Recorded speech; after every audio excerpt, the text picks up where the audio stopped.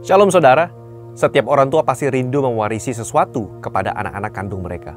Tapi tahukah saudara, warisan terbaik yang bisa diberikan adalah warisan rohani.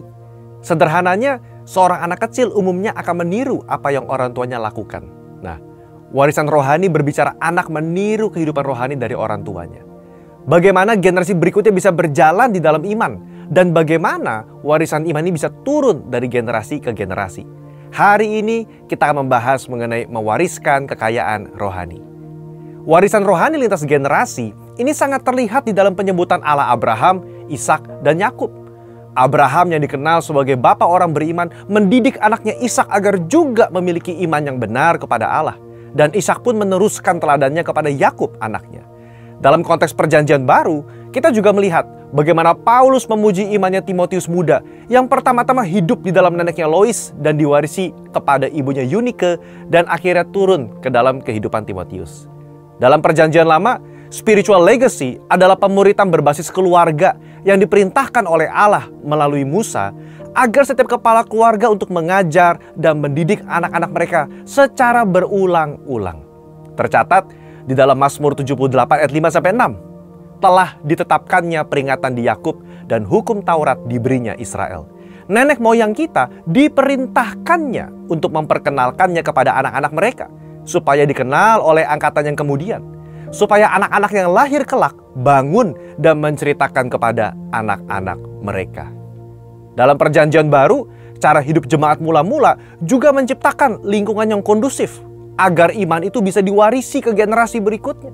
Tercatat di dalam Kisah Rasul 2 46-47 bahwa jemaat mula-mula selain berkumpul bersama tiap-tiap hari di bait Allah, mereka memecahkan roti di rumah masing-masing secara bergilir dan makan bersama-sama sembari memuji Allah.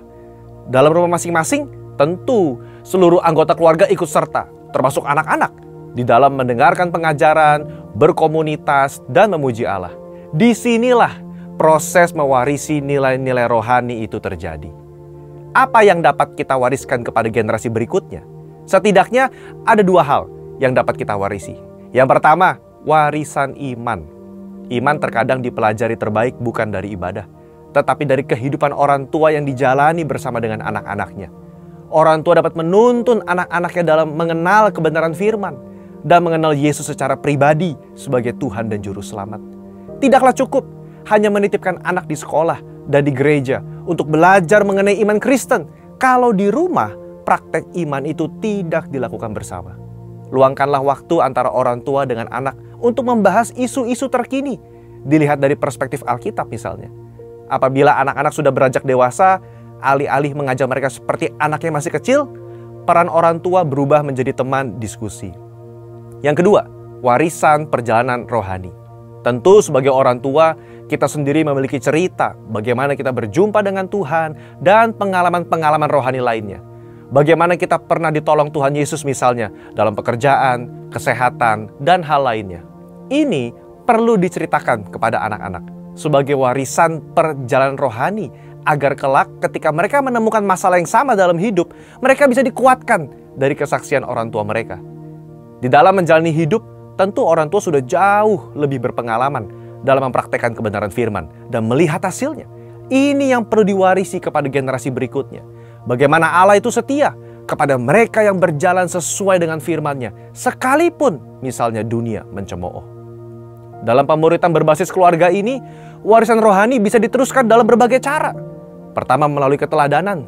Anak-anak yang masih kecil cenderung akan meniru apa yang orang tuanya perbuat. Karena itu, dalam fase pertumbuhan seperti ini, justru perbuatan dari orang tualah yang menjadi penting, bukan sekedar kata-kata.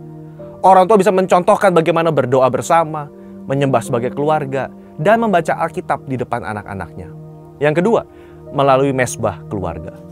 Mesbah keluarga adalah waktu di mana seluruh keluarga bisa berkumpul bersama, memuji dan menyembah Tuhan, membaca Alkitab, saling diskusi atau sharing. Hal ini menjadi momen-momen penting di mana nilai-nilai luhur dalam hidup bisa diwariskan. Dan kalau ada kejadian di sekitar yang bertentangan dengan nilai Alkitab bisa dibahas. Budaya keterbukaan dan diskusi seperti ini sangat penting. Kenapa? Karena generasi sekarang adalah generasi yang suka berdiskusi dan apa adanya. Tentu, gereja juga hadir mendampingi orang tua dan anak-anak dalam pertumbuhan iman mereka.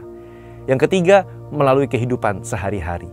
Di dalam Ulangan pasal 6 ayat yang ke-7 dikatakan, haruslah engkau mengajarkannya berulang-ulang kepada anak-anakmu dan membicarakannya apabila engkau duduk di rumahmu, apabila engkau sedang dalam perjalanan, apabila engkau berbaring, dan apabila engkau bangun. Maksud dari ayat ini adalah firman Tuhan dan nilai-nilainya harus menjadi bagian dari perbincangan sehari-hari dalam sebuah keluarga. Kesimpulannya, warisan kekayaan rohani adalah hal yang sangat penting dilakukan oleh setiap orang tua, melebihi warisan yang bersifat material. Bila hal ini dilakukan dengan baik, maka setiap anak dalam keluarga akan menerima warisan yang sangat mahal, dan hidup mereka pasti jadi berkat bagi banyak orang. Saudara, untuk penjelasan lebih lengkapnya dari tim teologi kami, silakan buka link yang ada di atas atau scan QR Code yang tersedia. Maranatha, Tuhan Yesus memberkati kita semua.